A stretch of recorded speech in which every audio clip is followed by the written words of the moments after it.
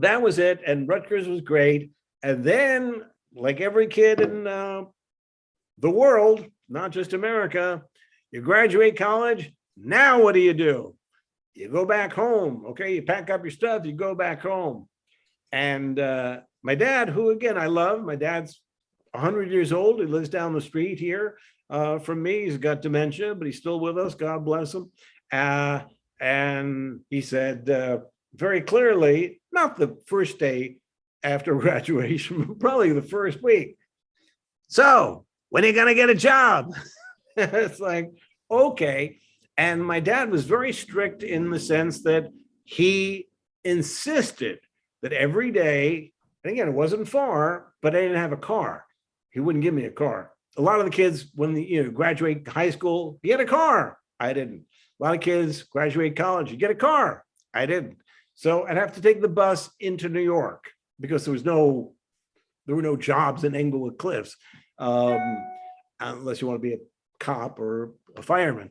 And so I'd go into New York every day, but where do you go looking for a writer's job? There's no writer's job. And like an idiot, I look in the New York Times classifieds for anything, but there were no real writing gigs. Occasionally you'd find something and I'd go in and they would say, no, you just graduated, because I had zero experience other than college, and that doesn't count.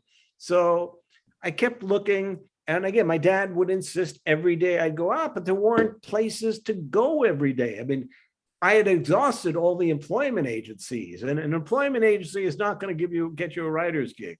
I went into this one place,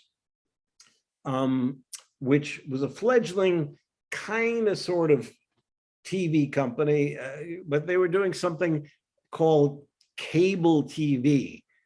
There was no cable TV. I don't know what it was, but they were starting to air hockey games, and it was the one place where they did say, "Hey, if you want to work with us, we can't pay you very much, but you can work on this." And again, I was not a sports guy. I knew nothing about hockey, and it was a place called Home Box Office. Maybe there were 8 people working there, and so I turned them down, which was one of the dumb mistakes I made, because HBO. It was HBO, and all they were running was hockey. And I could have said, "Hey, I got 85 ideas, and I'd be president by now, or 40 years ago."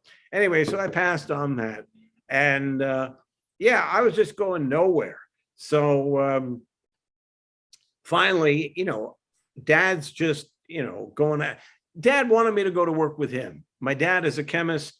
And he wanted me to go work with him at his office in Carlstadt, New Jersey. I'm just picking up my phone for a second, and just going to Google.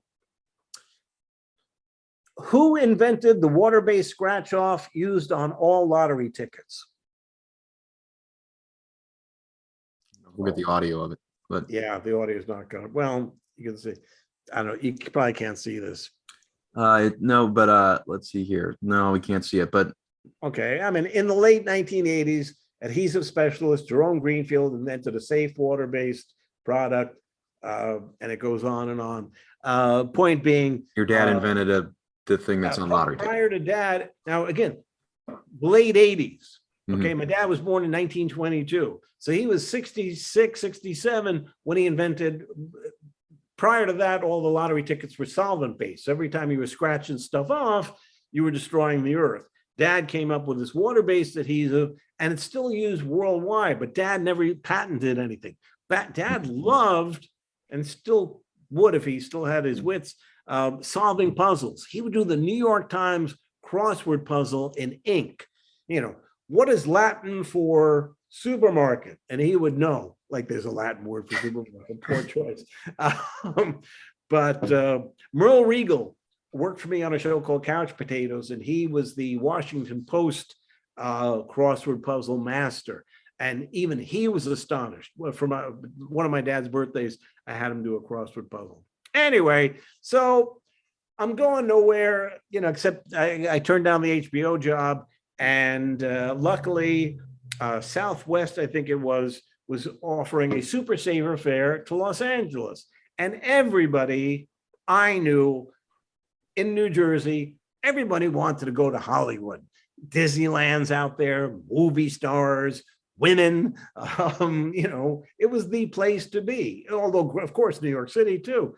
But, my whole life was New York, and LA was sunshine and movies and TV. And I thought maybe I'd get a shot. So without telling my folks, I bought a super saver fare for $225. I had the ticket in hand already, so it was too late to return it. And I said, Mom, Dad, I'm going to New York. I'm just going for 5 days. LA. Yes. Take two. Oh, that hurt. For 5 days. And if I get a job in 5 days, great. And if not, I'll come back. I didn't say I'm going to come back and work at my dad's chemical company, but I would come back and try and find something. So I came out, and you land at LAX, and it was early evening. And of course, you expect LA, palm trees everywhere. And, oh my God, there's Paul Newman, and there, and you're driving up the 405, which you probably heard of, it's freeways. That's just buildings and 7-Elevens, and there's nothing interesting. And, finally we made it to Sunset Boulevard. And I had looked up in the New York Times, there's a motel, a motel on Sunset Boulevard. And we're driving through Hollywood, and now on Sunset Boulevard, I'm seeing stuff that I had seen, there's Dantana's restaurant. I know that. Oh, Dino's, Dean Martin's restaurant. But we're passing all this. Okay. And now we're getting to my motel, which is down the strip, Sunset Strip.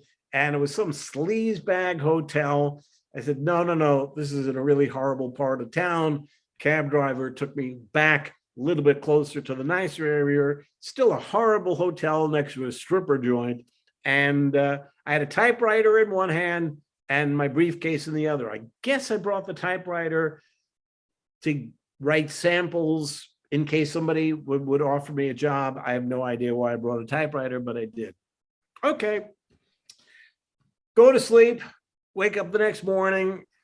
There were probably the trades available, Variety, Hollywood Reporter, but I didn't know about them at that time. And that would be a potential way to find a job. So I went to the Yellow Pages. If any kids are watching, we had phone books, okay? And the White Pages had people's names alphabetically. You could look up somebody in the White Pages. The Yellow Pages were businesses, and you could look them up alphabetically. So I started with the A's, and I got to B, Barris Productions, okay? And I had watched The Gong Show back east, and Chuck Barris Productions. All right, I'll call him up. So I called up. I don't know who I spoke to, but they hooked me up to someone else. I said, hi, and I had some kind of opening line. I always had to do that. And I said to anybody, if you're going out for any kind of job, write some sort of interesting or amusing or in some way enticing opening line, which is going to differentiate you from everybody else that just calls out, hi, I want a job. Hi, got any jobs? Something that's going to get you in the door. And whatever I said, and you could tell already, I could just gab on forever if my larynx holds up. And I got an interview. So I think it was the next day, might have been 2 days. Remember, I only had 5 days. I had to go back. So I went in, a girl by the name of Ellen Metzger brought me in to meet Michael Metzger, who I'd never heard of.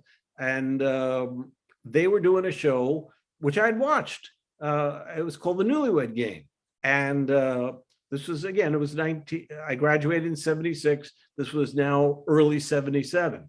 And they were bringing back the Newlywed Game.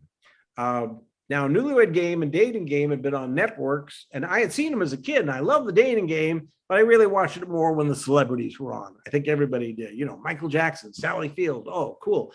So I was familiar with them, and they said, well, we're bringing the show back. Would you like to work on it? You basically initially, we need contestants. So you'd be bringing in contestants. You seem to be an outgoing kid. And, would you be interested in that? I said, Yeah, sure. Why not? So I did. Ellen walked me to the elevator, and they offered me $279 a week. I said, Ellen, can I live in LA on $270 a week? She said, no way. I said, okay, thanks. So got myself an apartment and started work. And that's how it all began.